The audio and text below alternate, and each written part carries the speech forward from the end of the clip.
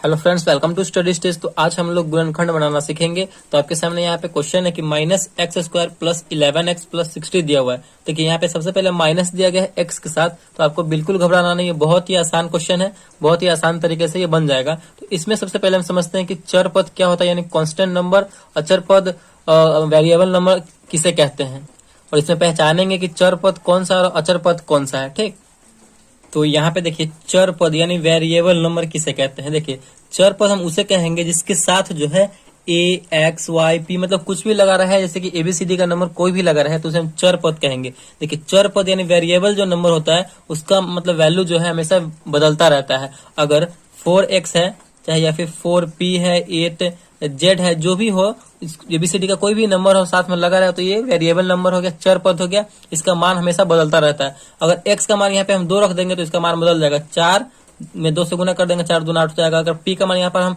3 रख देंगे तो 4 में 3 से गुना हो जाएगा 4, p का मान 3 है तो 3 कर देंगे तो 12 हो गया। मतलब हमेशा ये बदलता रहता है चर पद का मान। अब देखिए समझते हैं कि अचर पद, अचर पद यानी कांस्टेंट नंबर होता है जिसके साथ सिर्फ कोई संख्या हो यानी नंबर हो, उसका वैल्यू कभी नहीं बदलता। यानी अचर पद का जो वैल्यू है वो कभी नहीं बदलता। जैसे कि यहाँ पे ये 60 है तो ये अचर पद हो गया यानी कांस्टेंट नंबर हो गया, इसका मान कभी भी नहीं बदलेगा। देखिए यहाँ पे 11x है, ये भी वेरिएबल नंबर यानी चर पद है। x लगा हुआ ये भी क्या है तो चर पद है यानी वेरिएबल नंबर है। तो आई होप आपको जो है चर पद वेरिएबल नंबर और अचर पद कांस्टेंट नंबर भी समझ में आ गया होगा। तो चलिए इस क्वेश्चन को सबसे पहले हम सॉल्व करते हैं। तो इस क्वेश्चन को सॉल्व करने के लिए हमें क्या करना है कि लास्ट वाले जो भी हमारा जो ये अचर पद है, कांस्टेंट नंबर है, इस संख्या से हमें एक्स स्क्वायर, तो ये एक्स है, एक्स स्क्वायर हम बोले हैं तो एक्स स्क्वायर के गुना में, जो भी एक्स स्क्वायर के गुना में लगा रहेगा उससे हमें गुना करना है। तो इस लास्ट वाले नंबर से और शुरुआती में जो नंबर है स्टार्टिंग में एक्स स्क्वायर के जो गुना में लगा हुआ है उसे गुना करेंगे। तो यहाँ पे एक्स स्क्वायर के गुना में कुछ भी नहीं लगा हुआ है, इसका मतलब क्या, 1 है। तो हमें 60 में और 1 से गुना करना है, बिल्कुल स्टार्टिंग में आपको यही करना है। तो 60 में 1 से गुना करेंगे तो हमारा हो गया 60। अब हमें ऐसी दो संख्या से गुना करना है जो उन दोनों को गुना करने पे हमारा ये 60 आ जाए, और उन्हीं दो संख्या को जोड़ने पे या घटाने पे हमारा ये बीच वाला आना चाहिए 11। ठीक, अब आपको समझ में आ रहा होगा कि हमने क्या बताया है।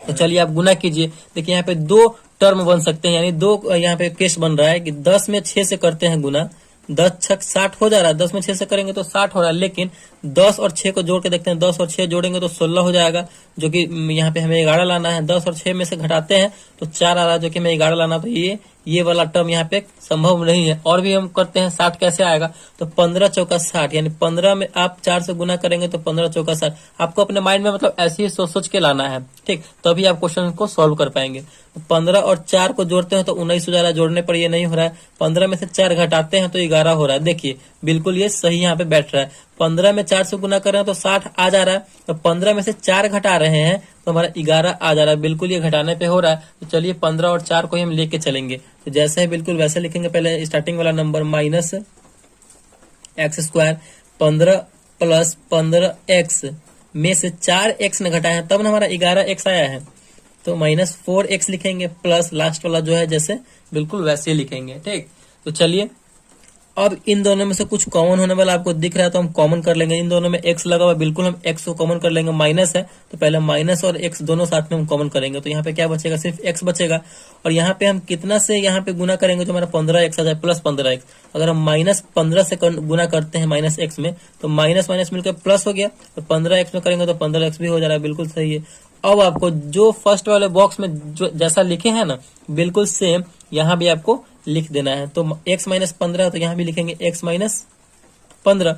अब आपको यहाँ पे किस संख्या से गुना करना है इस x में, तो माइनस 4x हो जाए। अगर हम माइनस 4 से गुना करते हैं x में तो माइनस 4x हो गया, और माइनस 15 में माइनस 4 से गुना करेंगे तो माइनस में मिलकर हो जाएगा प्लस, और 15 चौका 60 हो जा रहा है। बिल्कुल यहाँ पे ये सटीक हो रहा है। चलिए अब इन दोनों को आप एक साथ साथ लिख दीजिए। माइनस x और माइनस 4 को साथ में लिख देंगे एक बार, माइनस x और माइनस 4 इन दोनों को साथ में लिख देंगे। और इन दोनों में बॉक्स में सेम है तो हम सेम लिख देंगे, x माइनस 15।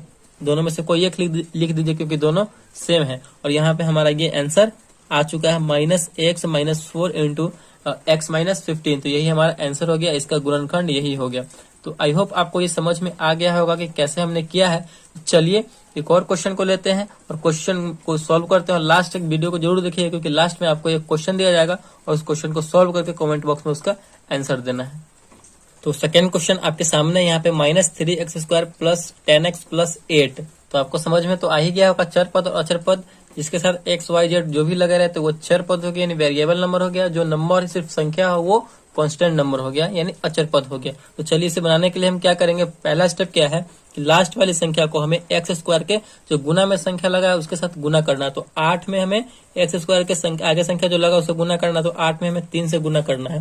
तो 8 में हम 3 से गुना करेंगे तो कितना हो गया, 8 3 24। अब हमें ऐसी दो संख्या से गुना करना है जिसका गुना करने पे 24 आ जाए और उसी दो संख्या को जोड़ने पे आप घटाने पे 24 हो।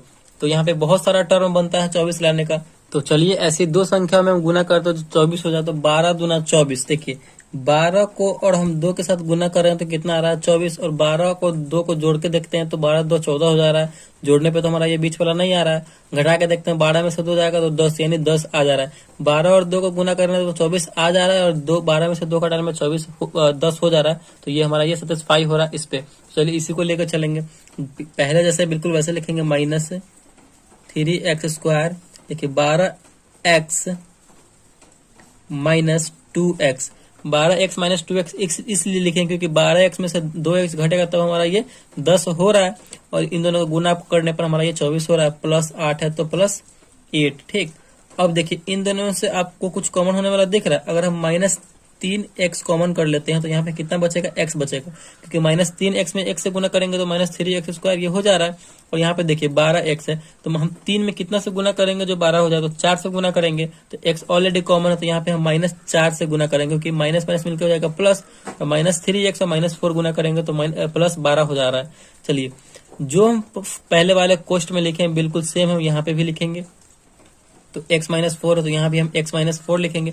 अब हमें यहाँ पे ऐसी संख्या से गुना करना है इस x में जो -2x हो जाए। यहाँ पे अगर -2 से गुना करते हैं तो -2x, -2 में x से करेंगे तो -2x, और -2 को -4 में करेंगे तो 2 चौका 8 हो जा रहा है। बिल्कुल ही सेटिस्फाई हो रहा है। चलिए एक बार इन दोनों को साथ लिख देंगे -3x माइनस 2, फिर इन दोनों में से किसी एक को लिख देंगे क्योंकि दोनों सेम है, x माइनस 4 तो x माइनस 4।